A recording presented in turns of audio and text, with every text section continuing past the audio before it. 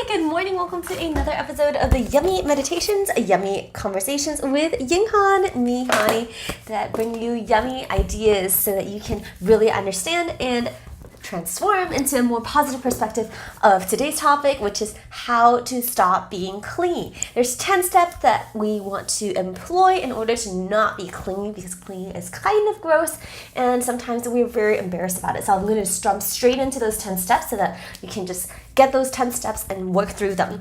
So clingy, what is the definition of clingy? It is being emotionally dependent on another person to make you feel a certain way, whether that is love, happy, positive, or any of the emotions that you want to feel, attractive, pretty, or make you feel wanted. So the first thing in order to stop feeling clingy, where you're attaching yourself to someone else or waiting for someone's text to text you or just really needing that person's attention, is to recognize it and own it. When you are starting to feel clingy and you start to feel desperate, own it. And the way that you own it is recognize that, you know what, now I'm feeling small, I'm feeling vulnerable, and I need attention. And I'm actually owning that feeling, and that is me, and that's okay. So the step one is own it, because if you don't own it, then you're just going to start spewing these crawlers to like get more and get more and get more attention, and you're trying to hide behind this mask of like not feeling it, and it just all goes out of hand and you just don't know like when to stop. Okay, number two, once you own it and you recognize, you know what, stop everything, I'm actually feeling clingy, you've got to unpack it. What is it actually about? What is it that you actually want? Or like, what is it that you actually don't like? So the way that you can do this is draw a big line in the middle of a piece of paper, down the line, on a one column, write down everything you don't like about this behavior. I feel like I'm alone. I feel like he's not texting me. I feel like I really want to know what he's doing. I really feel like I'm starting to feel anxious. I'm wondering about these thoughts, like all those things that are happening, write them all down, the part of you that doesn't like what you're feeling. So unpack that clinginess. And then step number three, write down the exact opposite of what you want. And understand, if you don't do this, you're going to be stuck in the negative. But right now we want to transform the negative ideas to understand what we actually want. Because instead of focusing on what you don't want, you got to realize that on the opposite side of that, there's something that you do actually want. So what do you actually like? So if he's not texting me, I would love that he texts me whenever, or she texts me whenever she is free.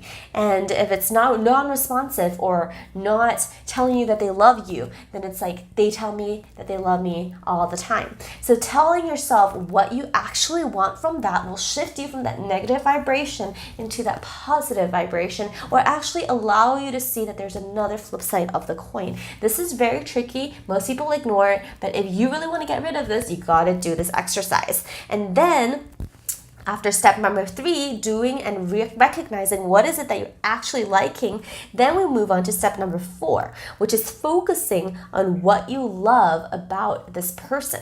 So if you're clingy towards someone, and I have this experience before, then instead of asking them and making them or manipulating them in order for them to give you more attention, give you more love, give you more of what you want, just start appreciating them for who they are. You know, I appreciate that when you do give me love, I just feel so feminine. I just feel so relaxed. You know, I remember that time when we were together and we were doing this, we were jumping in the water and playing with each other. That was so much fun. You know, remembering the times where you did actually get the feelings that you're wanting to continue to get from that person, you can start creating memories and working with your memories and making them feel good, but also communicating how much it made you feel good. And the thing that does is that instead of making that person feel like trapped and being bombarded by this person that's clinging on to them and they want to run away further and further and further, they start feeling like, wow, this person really appreciates me, and it's more attractive for them to be interested and more likely to respond to you. So that's number 5 or number 4, which is focus on the positives and the things that you do love about them. And number 5 is to communicate clearly what you want. Most of the time when you're clingy, you find all kinds of ways to manipulate the situation, but turning into your favor so that you can get what you want. Oh, you're not calling me. You're always like this. It starts turning into a whine. It starts turning into a blame, or it starts turning into a complete just out of this world jealousy or desperation, like, oh my gosh, like what is that person doing? Like I need to go check their social media, like are they ignoring me? Things like that, right? But communicate clearly of what you want. Hey babe, if you haven't spoken to me for 5-10 days, I'm really worried about what's going on. Are you okay? Can you just let me know that everything is fine? Communicate. I would love it if you could just let me know the answer to this question, what's going on, or I'm sitting here and I'm starting to feel a little clingy, and can you just let me know that you're fine so I can just not worry about you? I would love it if you would be able to check in every once in a while. Is that okay with you? Things like that. Communicate clearly of what you want, owning also who you are, but also appreciating. Hey babe, I really appreciate this about you. I love it when you text me back all the time. I'm just wondering if you are still there, and if you're really busy, just let me know so I can give you that space. Okay? And then number 6 is identify the insecurities within you. What are the actual biggest fear that you have, and why are you clinging? What is the biggest fear that you're having right now? Is it that person's going to run away? Is it that you have something really big that you're dealing with and you don't really want to face it? Is it that you're feeling really weird? What is that biggest thing, and what's the biggest fear if you're dealing with it on your own? So look into that, because there's a lot of darkness there, and instead of looking from outside for emotional support, because clingy means emotional dependency, look inside and see, all right, how can I support myself? How can I be dependent on myself for emotional support in this situation? What is it that I need right now? Ask yourself these questions so that you can be your best friend. You can be your best girlfriend, best boyfriend, best sister, just sister and mother yourself. Wouldn't that be easier than depending on somebody else?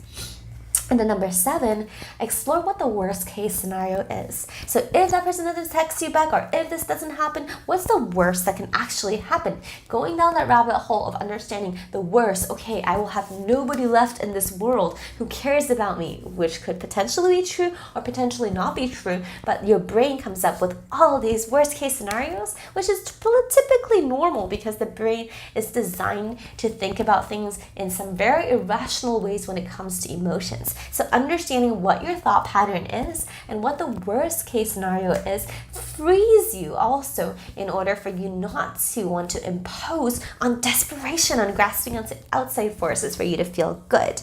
So number 8, 9, and 10. Number 8 is ask questions and then owning it. So basically, if you do have these worst case scenarios that are happening, oh, he's cheating on me, oh, she is just running off with some other person, then ask it. Be like, there is a part of me that is really clingy, and this is what it's thinking. I know it's irrational, I know it's really stupid, I know it doesn't make sense, but can I just tell you what they're saying, and can you just help me with dealing with this emotion right now? Just ask it, communicate it. I'm really embarrassed that I thought this thing, but I really want to know because it's really in the back of my mind.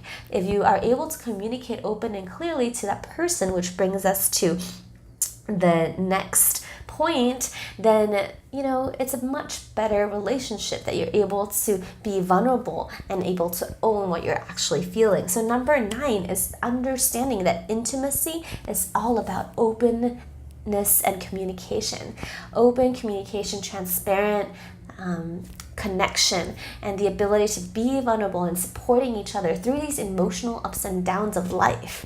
And if you are able to do that with the person who you're clinging onto, then they're going to be able to help you and help you with this this scenario and this habit of clinging, because the best thing is that you can move on from this and grow from it and no longer be a clingster or a clinging person or a monster, so that you can be really awesome. Or you can even kind of create a little ritual with him or her that, you know, you can hide into this clinging person. Just be like, you know what, every year or every month I'll have 1 week or 1 day that I'll cling, and just let me cling. Is that okay? And you know, you can have a negotiation and description of how you would like to have that play out in your life, and allow yourself to also feel it, which means number 10 is be easy on yourself, so that you can actually feel it, so that you can actually also relax into it and not reject and deny your clinging self when it comes, because it is valid and it is a part of you, and there is a way also to work with it. So these are 10 steps to stop being clingy, and I hope that you can find out one of those steps actually that works for you, or if you can apply 10 steps, then that will be even better, and you'll be getting a huge transformation to not be clingy. I love you so much. If you want more, check out this entire book. This helps you look through entirely how to define what you don't like, what you do like, how to go for what you like, and how to communicate what you like. All of that is in this book. The links are below. You Only Live Once Life and Business Innovation Style. Chapter 2 or 3, there's like strategies and relationship stuff. So I'll talk to you soon, and I'll see you on tomorrow's video. Mwah.